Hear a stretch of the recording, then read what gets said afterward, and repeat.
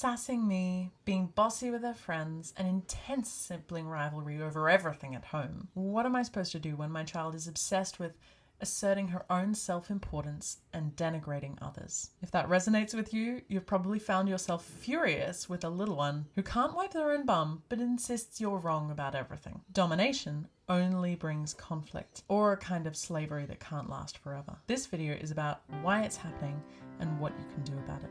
My name is Eliza Southwell, and this is how I train my children well. First, how to figure out why is this happening. Preschoolers are very sensitive to the pecking order, so they may try and assert dominance over anyone they meet. Parents and siblings usually bear the brunt of the conflict, and that conflict will continue until both parties are clear and happy with the relationship dynamic. What do I mean by pecking order? Well, when you look at a group of chickens, they're all pecking at something all the time, usually the ground. When they're fed a bucket of scraps, there's one chicken at the top of the pecking order that gets the first choice of the best scraps. And if someone steps out of line, they're going to get pecked. And it's not just that there's one chicken on top and all the other chickens are at the bottom. There's a whole hierarchy of whose preferences matter most. This idea of the pecking order applies to all animals, and it's familiar to humans as well. That preoccupation with the pecking order shows up in preschoolers as sass, bossiness, or sibling rivalry, depending on who it's aimed towards and how successful the child thinks they'll be. What does the Bible have to say about sass? Exodus 20, the 5th commandment, says, "Honor your father and your mother, that your days may be long upon the land which the Lord your God is giving you." God is not giving an arbitrary law. He's saying honor your father and your mother because this is how you train yourself to not die young as a result of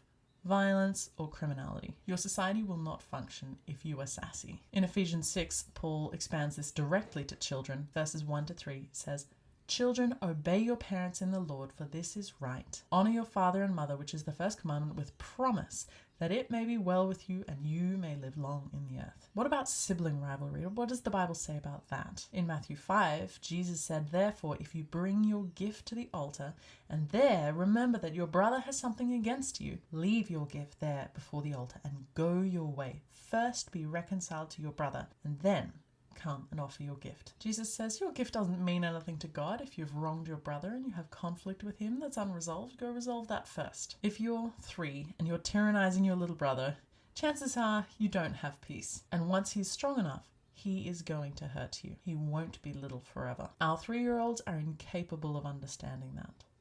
But as parents, we are capable. It's up to us to train them what to do about it. And bossiness, what does the Bible say about that? Proverbs 18 verse 24 tells us, "A man who has friends must himself be friendly, but there is a friend who sticks closer than a brother." So no, you're not wrong to want to do something about sassiness and bossiness and sibling rivalry. What then do you do about it? Well, what do I want from a child that's intent on dominating me? Before deciding what to do about a dominating preschooler, we need to decide what we want from him. Because if I don't know what I'm aiming for, I probably won't choose a response that's going to work. The knee-jerk reaction that I have welling up inside of me when I face sassiness is to say, "How dare you? I literally feed you and wipe your bum. Let's see how long you last living without my help." But I don't want to back him into a corner of guilt and shame. Trapping people just makes them fight more ferociously.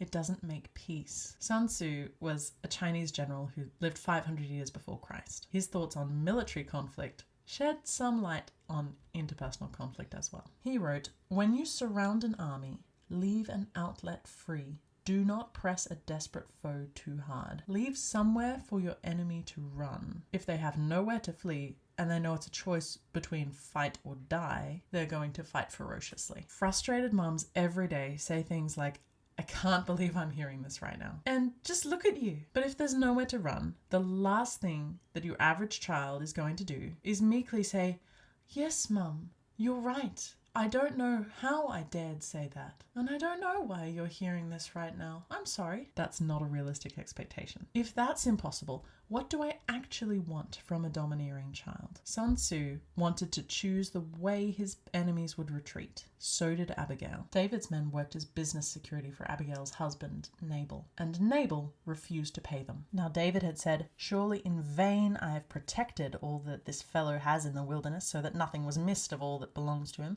and he has repaid me evil for good. May God do so, and more also to the enemies of David, if I leave one male of all who belong to him by morning light." Enter Abigail. Abigail wanted David to not slaughter her household. Now when Abigail saw David, she dismounted quickly from the donkey, fell on her face before David, and bowed down to the ground. So she fell at his feet and said, "On me, my lord, on me let this iniquity be, and please let your maidservant speak in your ears, and hear the words of your maidservant. Please let not my lord regard this scoundrel Nabal, for as his name is, so is he. Nabal is his name, and folly is with him. But I, your maidservant, did not see the young men of my lord whom you sent to collect their wages.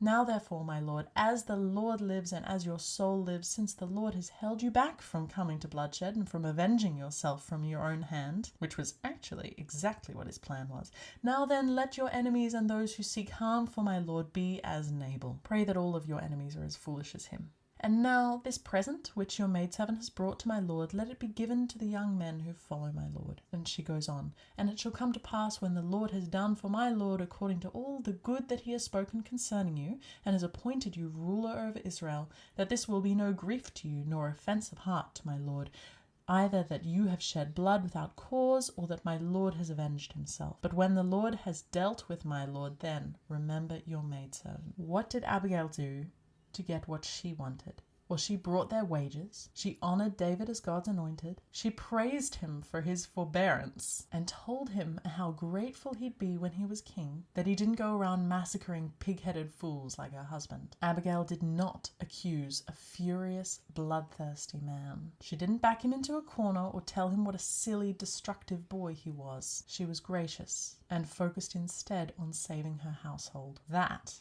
is how one woman stopped an army in its tracks. David replied, "Blessed is your advice, and blessed are you, because you have kept me this day from coming to bloodshed and from avenging myself with my own hand." If she had vented her frustration at David, she would have died, and her household would have disintegrated. And if I say to my preschooler, "I can't believe I'm hearing this right now," all that serves to do is humiliate them. It never persuades. Abigail knew what she was aiming for.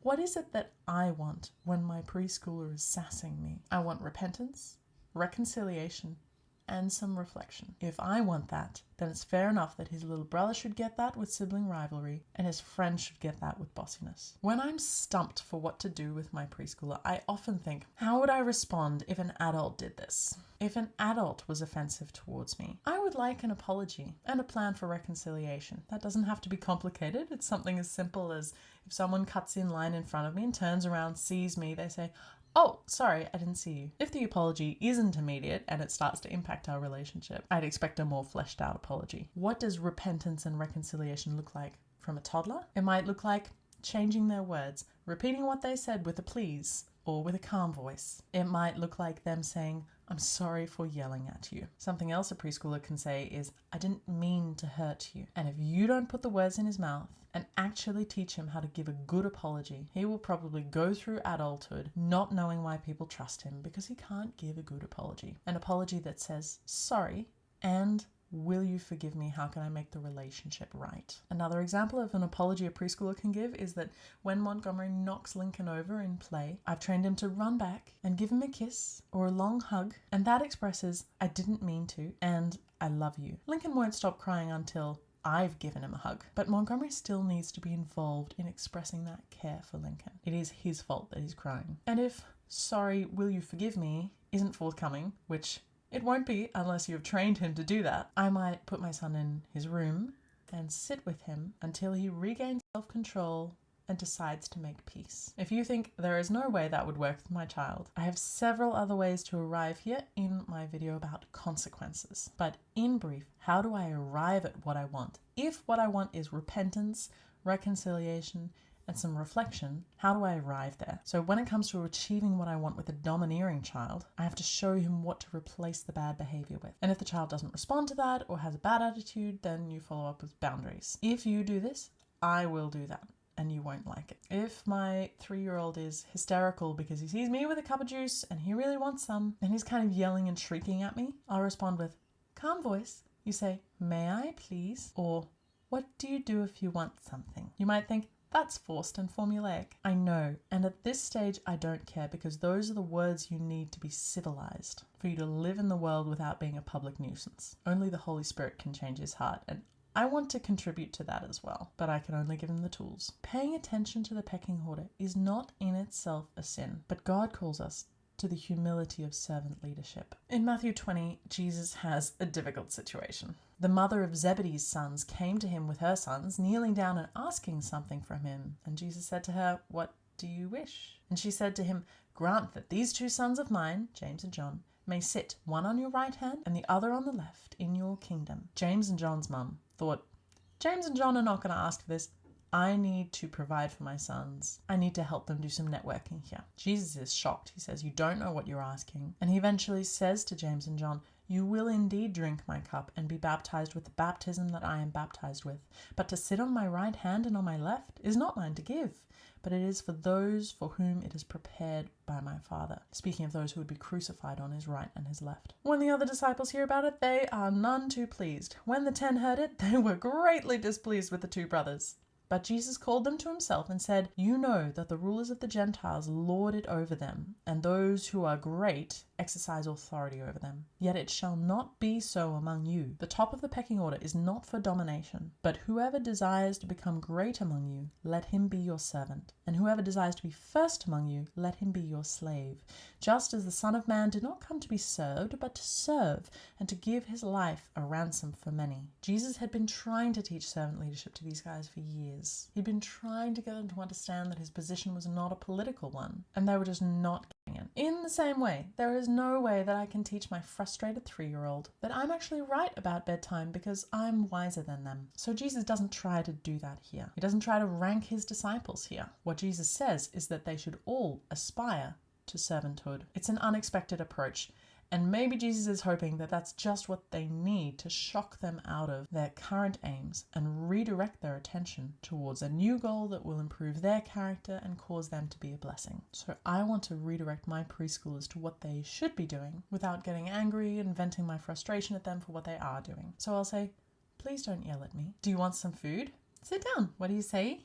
Please? Yes, you may. And then I'll hand it to him, but I won't let go until he says, thank you. I'll say, if you can't be civilized at dinner, you can have some quiet time in your room. When he's trying to dominate his brother, I might say something like, he's your brother. You don't boast at him. You show him how to run fast. And that's something he can do, and that's something he really loves doing. When he's bossing around a friend, I say things like, he's a friend. You show him your smiling face, and you don't put your hands on him. Psalm 2 tells us how God responds to nations sassing him. Verses 1 through to 5 say, why do the nations rage and the people plot a vain thing, a foolish thing? The kings of the earth set themselves, and the rulers take counsel together against the Lord and against his anointed, saying, let us break their bonds in pieces and cast away their cords from us. The nations are not happy with the pecking order. How does God respond? He who sits in the heavens shall laugh. The Lord shall hold them in derision, and he shall speak to them in his wrath and distress them in his deep displeasure. He laughs at them.